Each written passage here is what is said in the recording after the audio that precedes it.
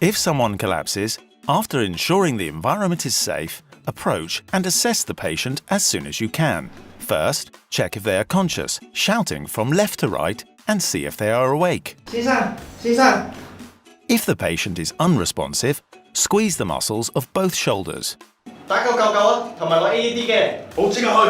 Check the patient's breathing, carefully observing the rise and fall of their chest for 10 seconds at most. Observe whether they are breathing normally. If the patient is not breathing, or their breathing is irregular and very slow, we will need to perform CPR as soon as possible. Imagine a line drawn between the nipples. Place the heel of one hand where this line and a line running down the center of the body would intersect. Spreading your hand flat, place the other palm on top of the first, so that one is on top of the other. Tightly interlock your fingers, keeping them raised away from the patient's body. Straighten your elbows so that your arms are vertical. Try not to bend your elbows when giving compressions. Push down 5 to 6 centimeters. Ensure the chest fully recoils after each compression. Don't lean on the patient's chest when giving compressions.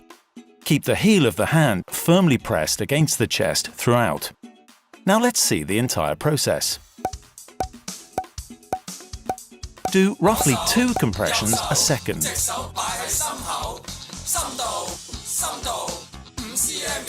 Continue CPR and obtain a defibrillator as soon as possible.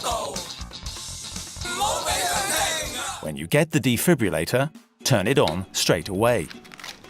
Undress the patient and remove any accessories such as necklaces. Attach the electrode pads to the patient following the defibrillator's instructions. Once the electrode pads are attached, the defibrillator will then automatically analyze the patient's heart rate. Don't touch the patient during the analysis to ensure it's performed correctly. If a shock is needed, follow the instructions and wait for the defibrillator to charge. With arms stretched out to the side, make sure everyone stays clear of the patient. Look around and warn people to stay clear. Then press the shock button. After the shock is delivered, continue to give first aid following the instructions. CPR is very physically demanding.